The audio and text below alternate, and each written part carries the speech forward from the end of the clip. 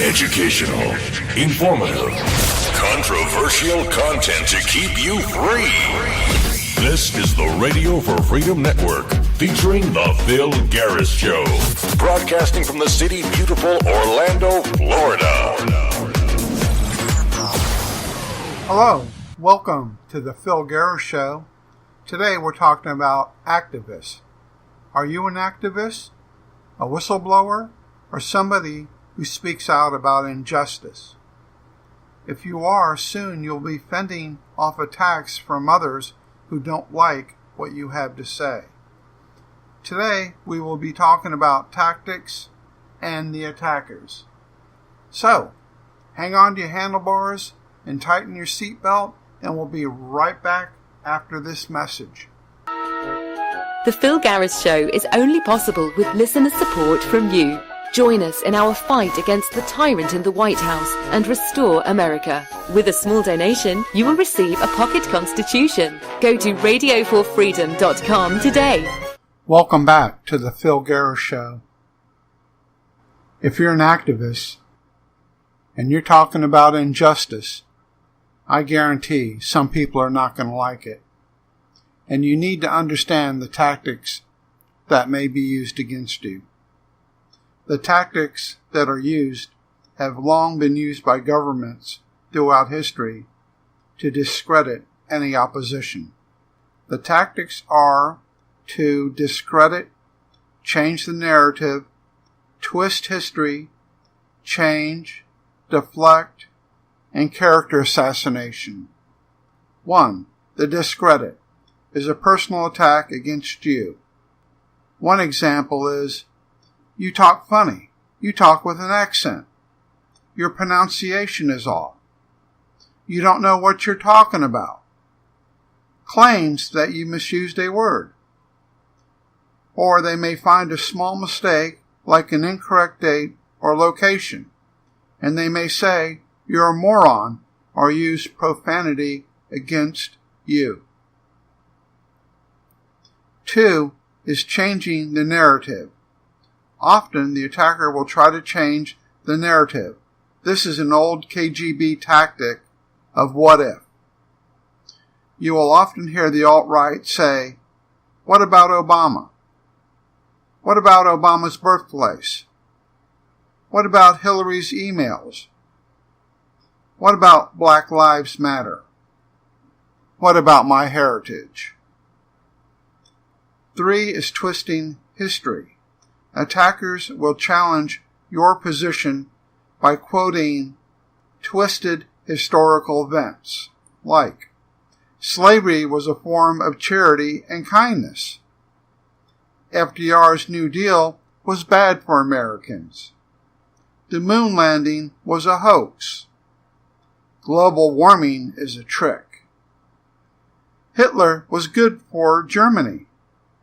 And the Holocaust never happened. Number 4 is change and deflect. This is a combination of tactics. First is to change the narrative, and then to twist history or discredit you. For example, what about my heritage? That monument should stay in town square. After all, slavery was a form of charity and kindness. And blacks like that monument. Only morons like you think that monument should come down. Asshole. This tactic sounds silly. However, the alt-right has used this tactic effectively. Number 5 is total character assassination. This is the most devastating form of attack and was used by the FBI with great success under the codename COINTELPRO. This attack can be direct or non-direct. Often the media is used to trash your credibility and character. 2 most famous examples are the death letter sent to Martin Luther King and the Gene Seberg suicide. Here is what democracynow.org had to say. Quote, Hoover made headlines by calling Reverend Dr. Martin Luther King Jr. the most notorious liar in the country. Hoover made the comment in front of a group of female journalists ahead of King's trip to Oslo, where he received the 1964 Nobel Peace Prize. While Hoover was trying to publicly discredit King, the agency also sent King an anonymous letter threatening to expose the civil rights leader's extramarital affairs. The undersigned typed letter was written in the voice of a disillusioned civil rights activist, but is believed to be written by one of Hoover's deputies, William Sullivan.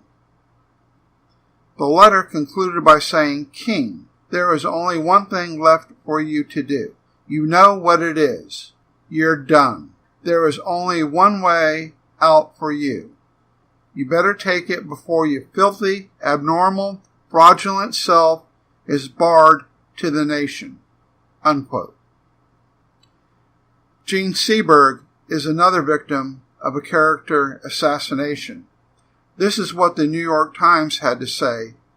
Quote, "The Federal Bureau of Investigation acknowledged today that its agents plotted in 1970 to besmirch the reputation of Gene Seberg, the actress who committed suicide last week, by planning a rumor with news organizations was pregnant by a high-ranking member of the Black Panther Party. The action against Miss Seberg, part of the FBI's COINTEL program, was intended to discredit her support for the Black nationalist movement, according to a document dated April 27, 1970. The FBI requested permission from J. Edgar Hoover, then director of the Bureau, to publicize Miss Seberg's pregnancy, saying that it was the possible publication of Seberg's plight could cause her embarrassment and serve to cheapen her image with the public.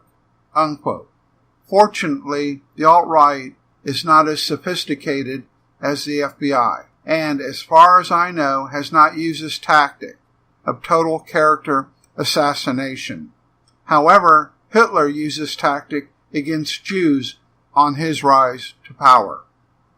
The reason I bring this tactic up is because it's so dangerous and insidious. Most of these tactics have been used against me, and I have learned how to quickly identify them and block such people from my social media platforms. On next week's podcast, we will identify who these people are and why they're doing this and why they are so sick. Thanks for listening to The Phil Garris Show, and have a good day. Thank you.